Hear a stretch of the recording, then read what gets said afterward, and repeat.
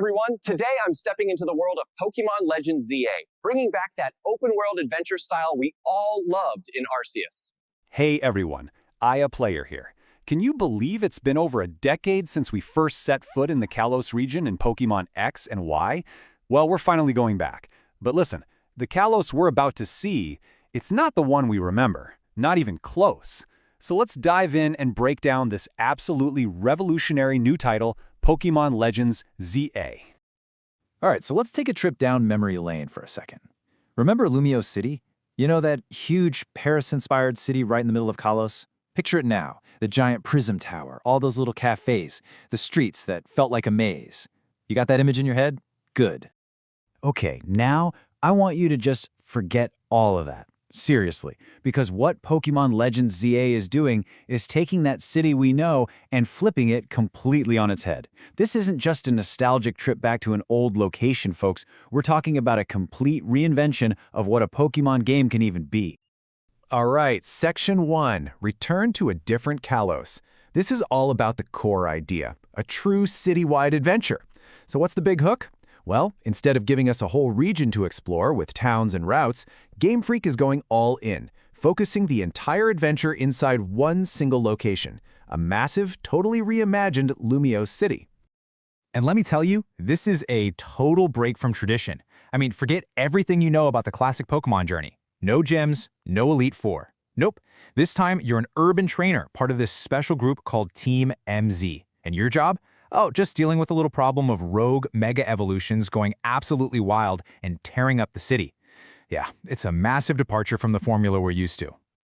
There's this quote that just nails the whole vibe of the game. If Arceus was the past, Z-A is the future. Faster, more alive, more risky. And that's exactly it, right? Legends Arceus was all about exploring Pokemon's history. Z-A is a massive jump forward into a future that's way more intense, dynamic, and yeah, a lot riskier. Speaking of risky, let's talk about the combat revolution. Seriously, goodbye to turns. This futuristic vision applies to maybe the single biggest shakeup of all, the battle system.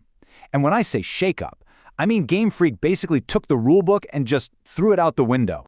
So get this. The turn-based system, the thing that has been the absolute core of Pokémon for, what, over 25 years? It's gone. For the first time in a main series game, it's just gone. Instead, we're getting a full-on, dynamic, real-time action combat system. This isn't a small tweak, you guys. This is a monumental, game-changing shift. So you're probably wondering, how does this even work? Well, forget just standing there and picking a move from a menu. No. Now you're right in the action, moving your trainer around, dodging attacks in real time alongside your Pokémon. And your Pokémon's moves? They're on cooldowns, so timing becomes everything. The coolest part, though? To power up your Mega Evolutions, you, the trainer, have to actually run out onto the battlefield and grab this stuff called Mega Energy. It's so much more involved. And since there are no gyms, how do you progress? It's all about something called the ZR Royale. Think of it as this massive underground tournament that takes over the city at night.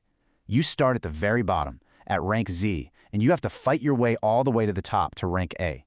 And with every rank you climb, you unlock new districts of the city, face off against tougher trainers, and dig deeper into the story. It's a really cool system. But you know, as revolutionary as the combat is, it's only part of the equation. Because the real main character of this game, it's not you, and it's not your Pokémon, it's Lumiose City itself. It's a living, breathing world.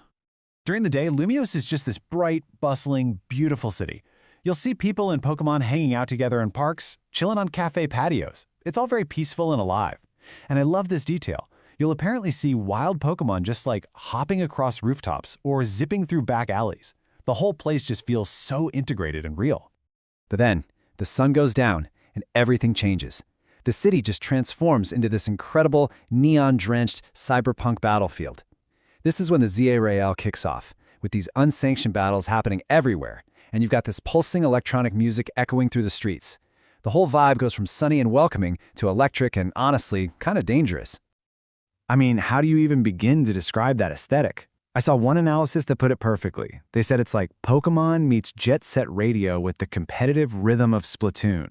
And that just clicks, right? You've got that urban graffiti style, the fluid movement, and that competitive, team-based energy. It's such a unique mix. Okay, so this all sounds amazing, but the big question is, can the hardware actually handle it? And what's the story that holds all this action together? Well, let's talk performance and story, because this game is being built as a major showcase for the next-gen console, and that jump in power is a huge deal. Here it is, the magic number we've all been waiting for, a stable 60 frames per second. That's right, 60 FPS. After years of, let's be honest, pretty rough performance in Pokémon games, seeing this is just a massive technical achievement. It makes all that fast-paced, real-time combat feel buttery smooth and super responsive. So let's get into the nitty-gritty. On the plus side, we've got that locked 60 FPS, a dynamic 4K resolution, and load times that are almost instant.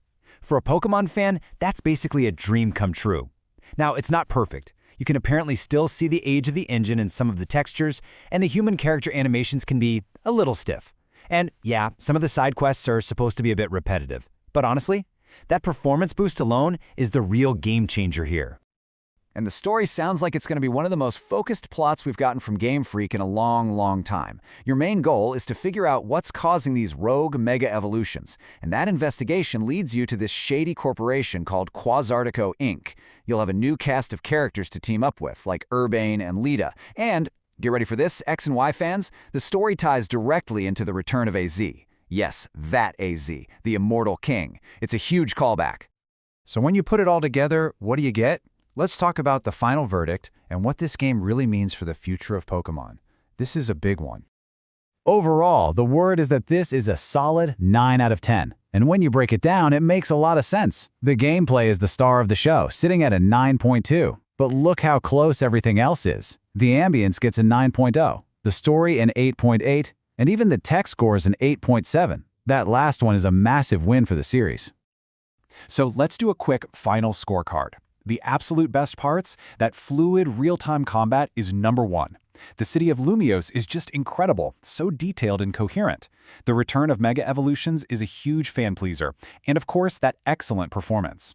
Now, on the flip side, the worst of it seems to be a really slow start with a lot of tutorials. And for you series veterans out there, you might find it a bit on the easy side. I saw this one line in a review that I just have to share because it's perfect. It says, if Arceus was the dawn, Z-A is the night illuminated by the neons of Kalos. How good is that? It just perfectly sums up the move away from the ancient, natural world of Hisui to this vibrant, electric, futuristic city. And really, that's what this game is. It's a bold statement. It's Game Freak showing us that Pokémon can change, that it can take these huge, crazy risks with its most basic formulas and still somehow feel like Pokémon.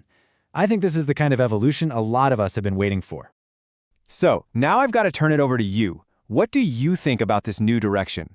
Are you hyped for real-time action combat, or are you going to miss the classic turn-based system? And what about the setting? Is one giant city the future? Drop your thoughts down in the comments. I really want to know. And that's our deep dive into Pokémon Legends Z-A. If you enjoyed this breakdown and want to see more analysis on the latest and greatest games, do me a huge favor and hit that like button, and of course subscribe to the channel. Thanks so much for watching, and I'll catch you in the next one.